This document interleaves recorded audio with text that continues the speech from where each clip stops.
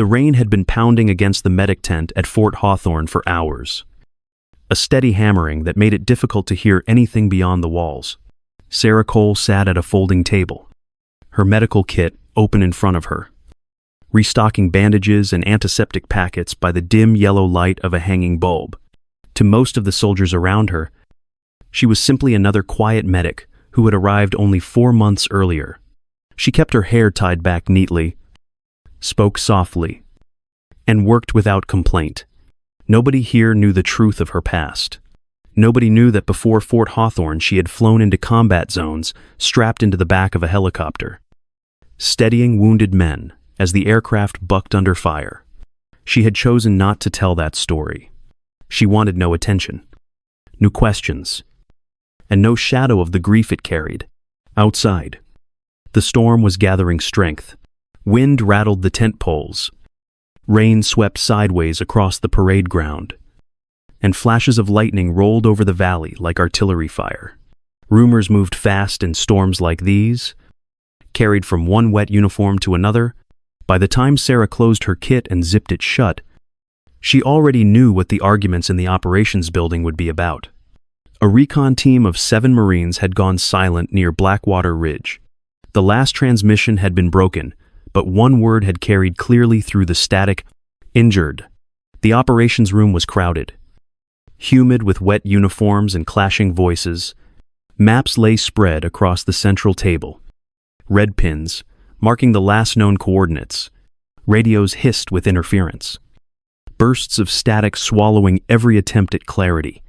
Sarah slipped in quietly, unnoticed at first, and stood against the back wall. Colonel Porter's voice rose above the others, firm and heavy with finality. No one is going up in this storm. It is madness. Major Ross leaned forward, his jaw set hard. By the time it clears, it will be too late. But sending anyone now, that is suicide.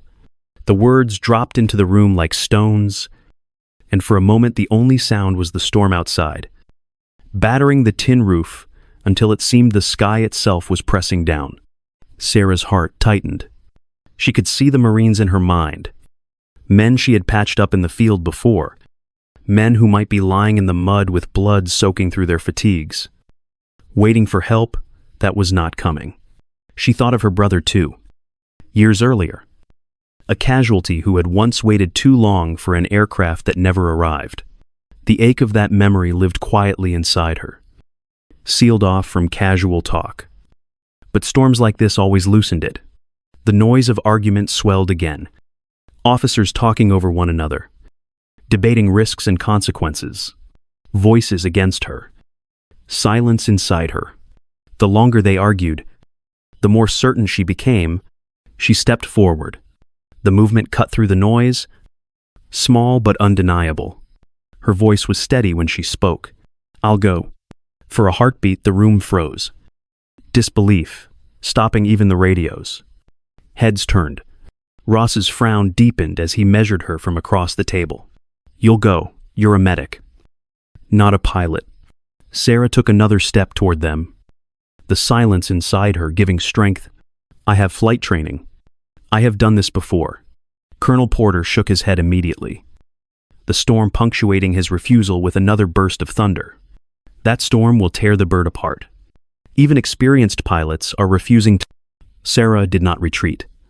"If no one goes, they will die. I am not letting that happen." The tension in the room shifted. Officers exchanged glances, trying to place her name, her face. To them, she was still the quiet woman from the medic tent, the one who wrapped sprained ankles and checked blood pressure. She did not look like defiance. She did not sound like recklessness, but she was unmoving. "You are not cleared for this," Ruiz said sharply. "This is not your job." She met his eyes with calm that felt older than the storm. "Saving lives is my job." For a long moment, the storm filled the silence. Sheets of rain slashing against the windows, the howl of wind drowning everything else. Then Colonel Porter lowered his gaze to the map, his voice keener, almost resigned. "Cole, if you take that chopper, I cannot guarantee you will make it back. Sarah nodded once. Her jaw set. Understood? The room breathed again. A murmur rising. Some shaking their heads. Others muttering disbelief. Sarah did not stay to hear it. She turned and walked back into the night. Rain lashing her face. Her medical kit still slung over her shoulder. The storm pressed hard, but the silence inside her was stronger. On the far side of the airfield, in a hangar shuddering under the wind, a helicopter waited like an unclaimed destiny. The words hung in the air longer than they should have. Sarah Cole had said them simply, without raising her voice. Yet the operations room seemed to hold its breath. The storm outside rattled the windows, and thunder shook the roof. But inside, every officer turned toward her as though she had broken some unspoken boundary. A medic was not supposed to interrupt senior command. A new arrival, barely 4 months on the base, was not supposed to challenge authority. Yet she had. And there was no mistaking the steadiness in her tone. Major Ross narrowed his eyes, his voice cutting back through the silence. You are not a pilot, Cole. You are a medic. Do you even understand what you are offering? His words carried disbelief, but also something sharper. As if daring her to retreat, she did not. She lifted her chin slightly, her eyes meeting his without hesitation. I have flown into storms before. I have flown into worse than this. I trained as a flight medic. I know what waits out there. And I know what happens if no one goes. The officers shifted in their seats, exchanging glances. Some looked skeptical, others unsettled. They had seen her in the tent with gauze and antiseptic. Not in a cockpit.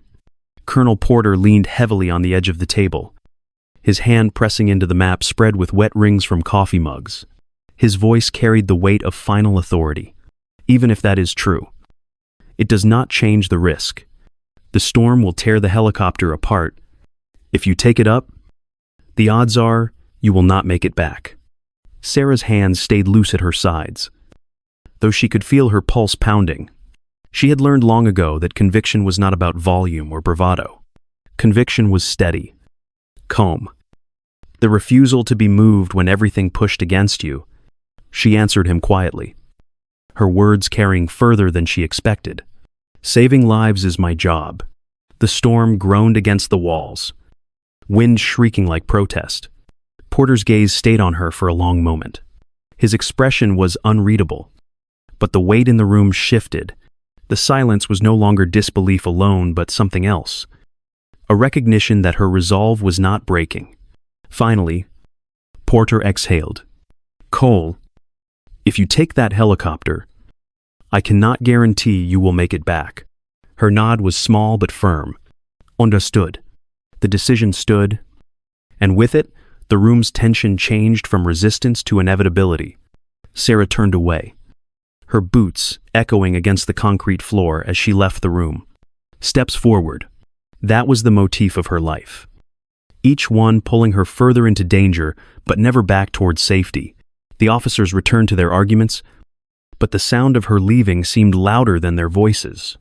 Outside, the storm greeted her like an adversary. Sheets of rain slamming into her as she crossed the open ground. The air smelled of wet asphalt and jet fuel.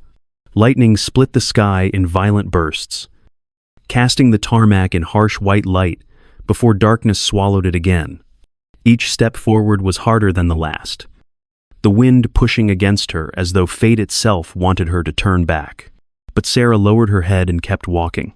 The hangar doors trembled in the wind. Inside, the old UH-60 Blackhawk waited, its paint worn, its frame sturdy in a way that felt both flawed and faithful. She ran a hand over the side as she approached one of Bida, the cold metal slick with condensation. This was risk, but it was also salvation.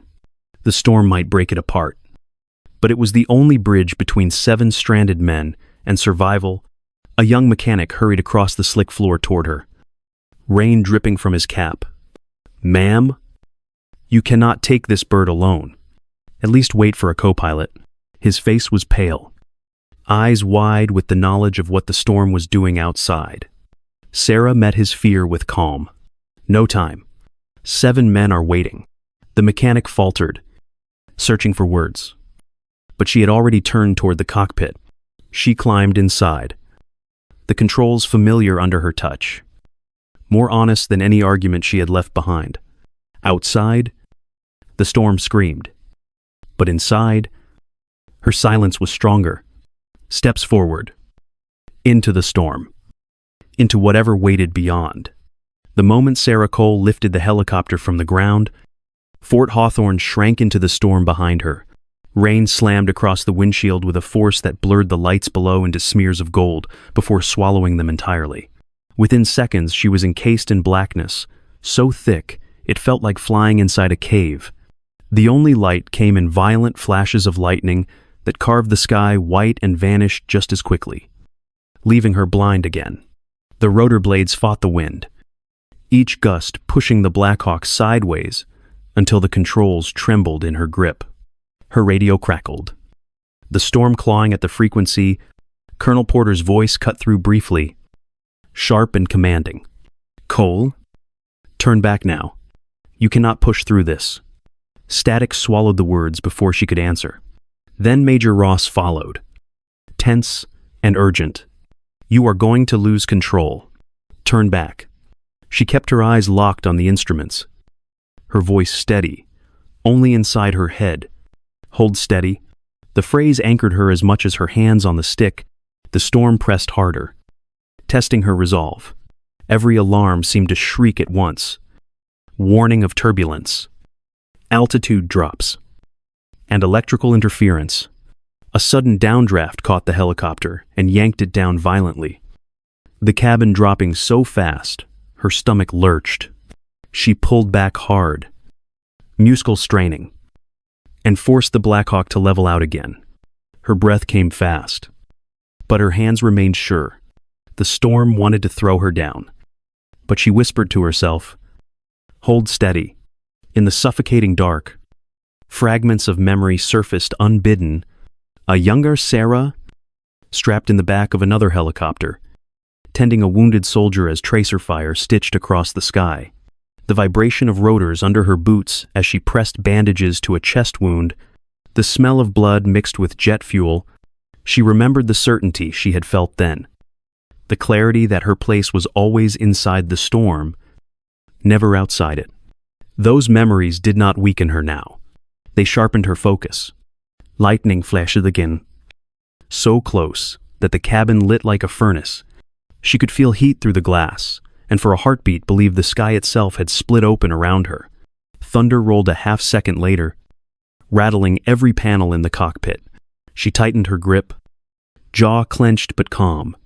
Fear was there, close and insistent, but it would not have her. Not tonight. The radar screen flickered with static, the storm scrambling every signal. The screen showed ghosts of terrain that vanished before she could mark them, leaving her flying almost blind. Sweat dampened her collar despite the chill air. She focused on the rhythm of the instruments, adjusting by feel as much as by sight, trusting training carved into muscle memory. "Hold steady," she repeated. If she let panic in, the storm would win. Minutes stretched into an eternity. Every second she remained in the air felt stolen from chaos itself. The storm clawed at the helicopter from all sides, each gust threatening to rip the machine apart. Her headset filled with bursts of static that hissed like whispers urging her to turn back. She ignored them, keeping her breathing slow. Her hands balanced. She thought of the 7 men on the ridge, somewhere in the dark.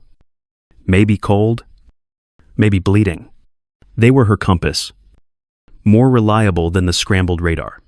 Then, amid the noise, something new emerged. A faint signal cut through, weak but real. She adjusted the frequency, twisting the knob until the voice broke free from the static.com. "Ridge, injured, need evac." The words were fragmented, but they were enough. Her chest tightened, relief and urgency fusing into a single sharp note. They were alive. She leaned into the controls, entering the coordinates with quick precision. The storm had not broken her.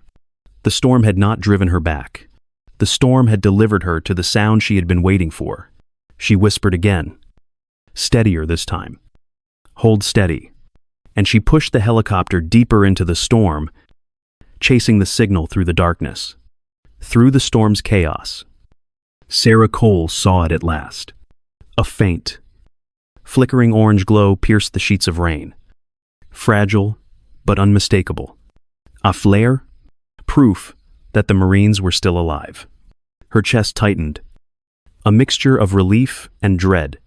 Relief, because the signal meant she had found them. Dread because of where it was burning.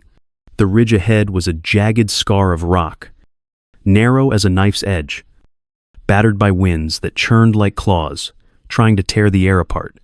To set a helicopter down there was to gamble against nature itself. Yet there was no hesitation in her mind. Inch by inch, she told herself, that would be the only way. The Black Hawk bucked like a wild animal as she approached. Each gust shoved the aircraft sideways, the controls trembling in her hands. Her arms ached from holding steady, muscles burning as she fought the storm for every inch of descent. Rain hammered the windshield, blinding her view until lightning strobed the ridge into harsh clarity, then vanished again.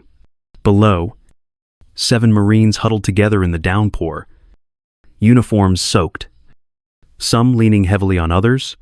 Even through the distortion of rain and rotor wash, she saw the sling on one man's arm, another limping badly, blood dark against his leg. They looked up at the helicopter as if it were something unreal, their disbelief written plain on their faces. She lowered the skids toward the rock. Every movement measured, inch by inch. One mistake, and she would slam into the ridge or be hurled off by the wind. The helicopter shuddered violently, tail swinging until she corrected with a sharp adjustment. The skids scraped rock, jarring her teeth, then settled just enough to hold. It was not a landing anyone would teach, but it was the only one the storm would allow. The moment the skids touched, she left the cockpit, moving into the rotor wash with rain lashing her face. Her boots slipped on wet stone as she reached for the closest Marine, hauling him forward while shouting above the storm. Go. Go. Go.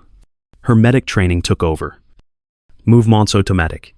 She pulled a wounded man with a bleeding leg into the cabin, secured another with the arm sling, then shoved them towards seats.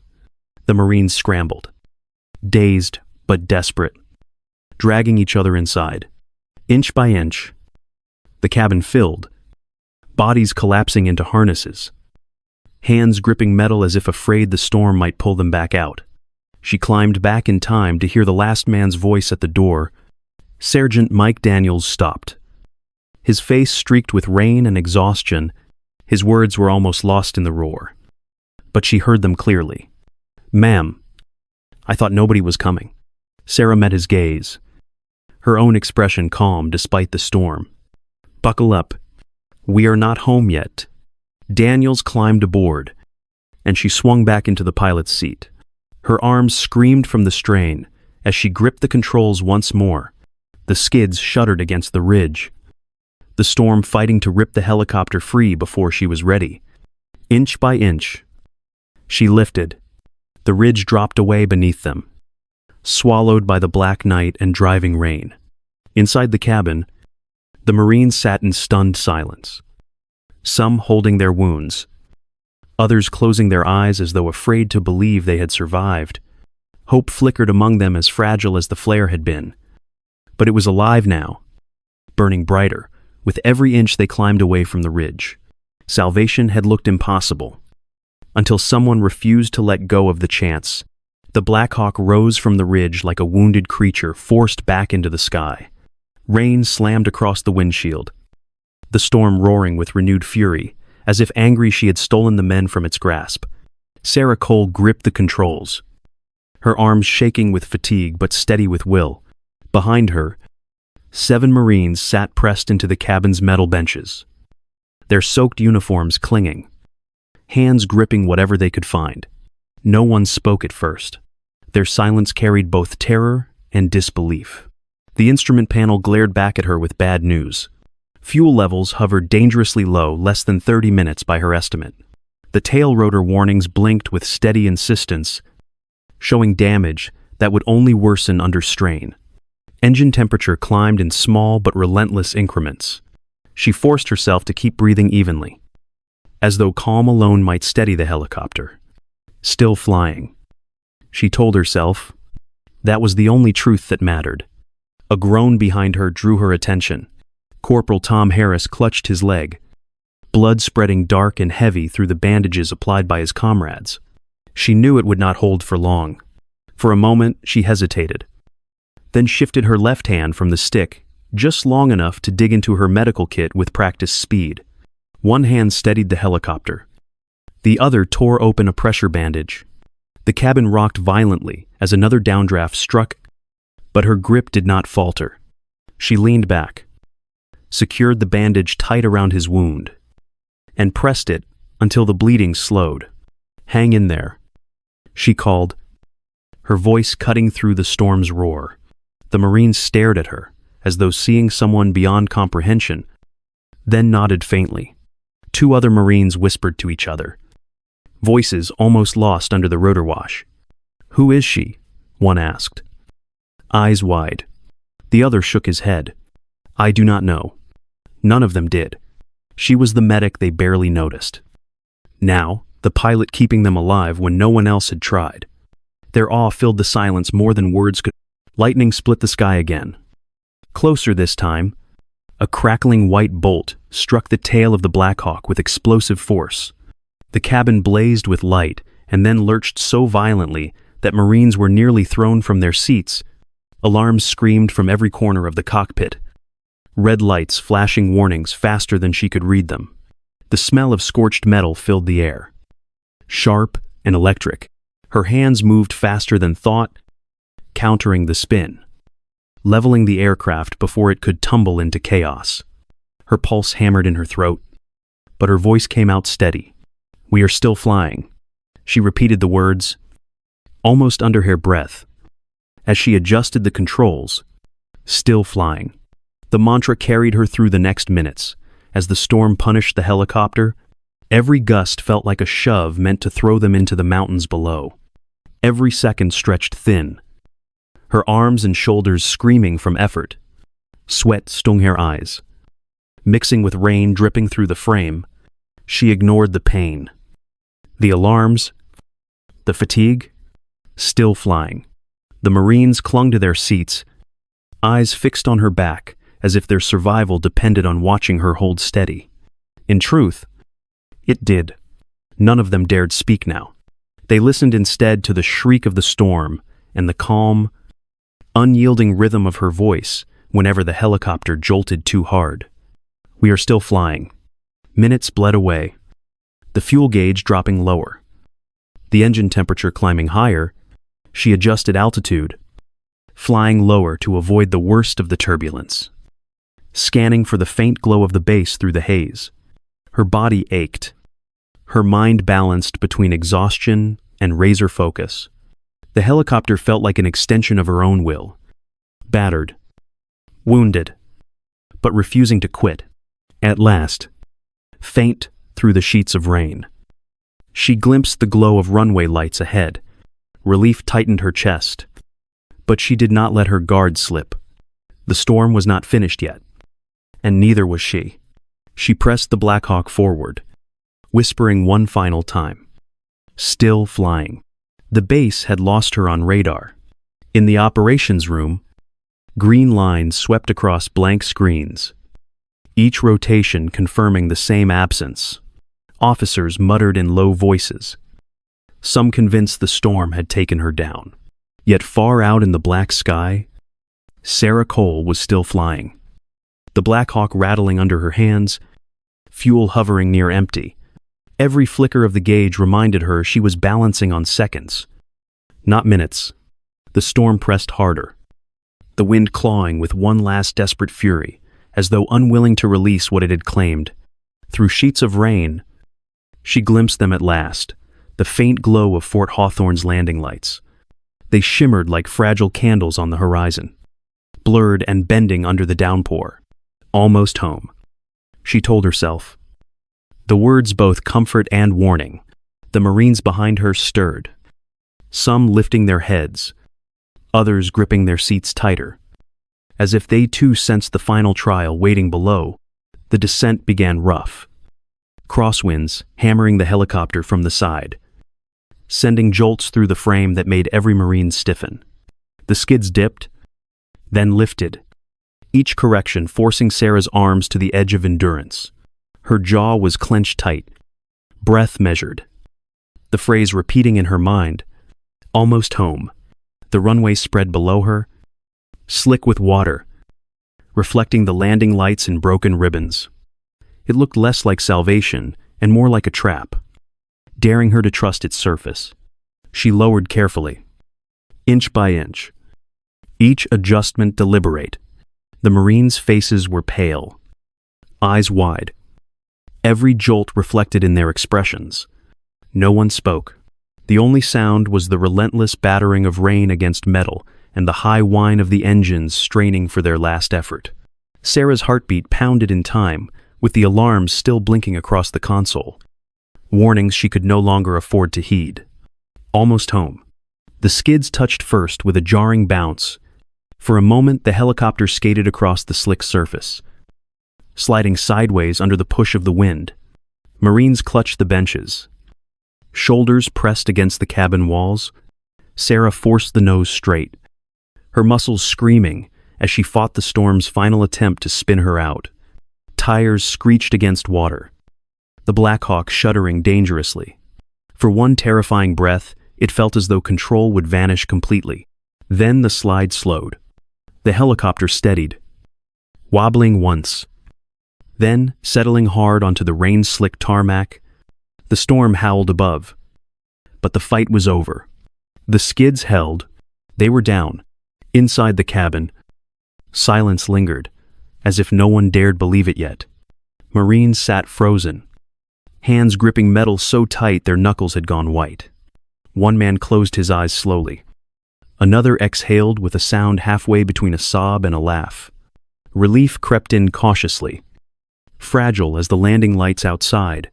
Sarah kept her hands on the controls a moment longer, breathing in short, controlled bursts, waiting for certainty to settle.